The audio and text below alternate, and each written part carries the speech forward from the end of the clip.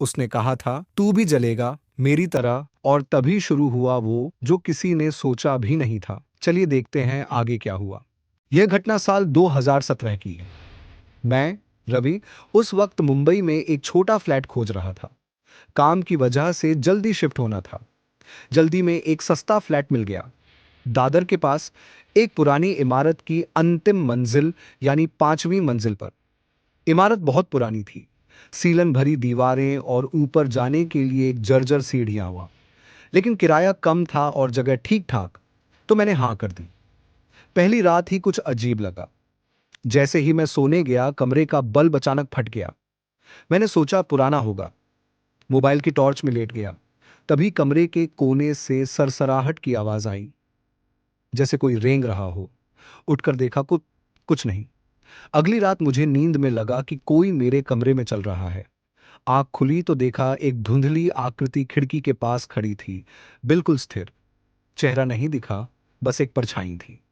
मैं चीख पड़ा, लेकिन उसी पल वो गायब हो गई। मैंने अगले दिन वॉचमैन से पूछा, इस मंजिल पर और कोई रहता है क्या? उसने मुझे अजीब नजरों से देखा, फिर धीरे से बोला, साहब, 5वीं मंजिल तो पिछले साल से बंद है। वहां तो आग लगी थी, कोई बचा नहीं था। मैं सन्न रह गया। उसे बताया कि मैं वहीं रह रहा हूं। वो डर गया। बोला, आपको जो फ्लैट मिला है वहां एक लड़की रहती थी, पायल, आग में जलकर मरी। लेकिन उसके बाद जो भी वहां गया, वो कुछ ही दिनों में गायब हो गया। मैंने उसे झूठ समझा और वापस चला गया। लेकिन उस रात सब कुछ बदल गया। रात के 3 बजे अचानक दरवाजा खुद ब खुद खुल गया। ठंडी हवा का झोंका आया।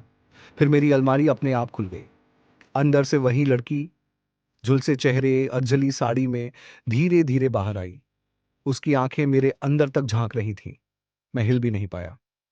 उसने बस इतना कहा, तू भी चला जाएगा मेरी तरह। मैं बेहोश हो गया। सुबह आंख खुली तो मैं अस्पताल में था। वॉचमैन ने मुझे बेहोश हालत में बाहर पड़ा देखा था। मैंने उसी दिन वो फ्लैट छोड़ दिया। आज भी जब मैं दादर स्टेशन से गुजरता हूं, वो इमारत दिखती है। 5वीं मंजिल की खिड़की से अक्सर एक अधजली साया झांकता दिखता है। और लोग कहते हैं वो अब भी अपने अगले किराएदार का इंतजार कर रही है। ये कहानी मैंने खुद जी है साल 2017 में। मैं तो किसी तरह बच गया, पर हर कोई इतना खुशकिस्मत नहीं होता। तो एक लाइक जरूर करना, कमेंट में लिखो मैं होता तो क्या करता, और ऐसे ही सच्ची डरावनी कहानियों के लिए सब्सक्राइब करना मत भूलना। जल्द मिलते हैं एक और रियल हॉरर कहानी के साथ।